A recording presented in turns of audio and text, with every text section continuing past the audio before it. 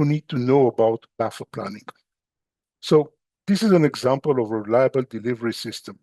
On the left is a sender. On the right is the receiver.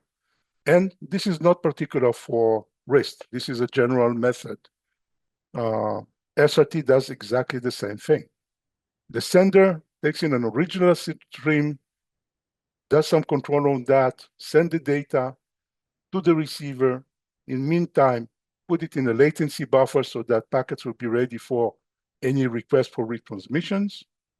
On the receiver side, packet gets to a latency buffer that takes care of jitter and any reordering and allows enough time for packets to be recovered or retransmitted.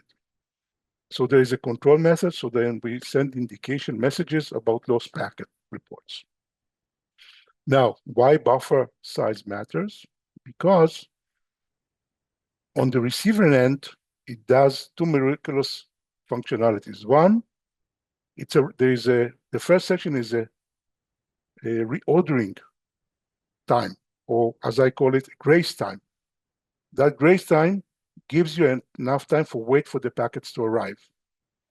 The second one, which is a grace time, it's a grace time for packets to arrive or to be retransmitted on time to recover any losses that we might have. That buffer on the receiver side basically adds latency. So when you're doing planning, you need to basically understand what are the expectations of your application, whether you want to be a very assured delivery, meaning that I want to recover all the packets, any jitter, or it has to be low latency.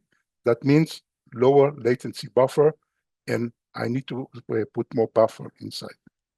On the sender side, the buffer needs to be, it doesn't add any latency. You can see that in the diagram, but it does need to be somewhat bigger than the receiver buffer so that any request of packet being lost can be received and be sent to the receiver.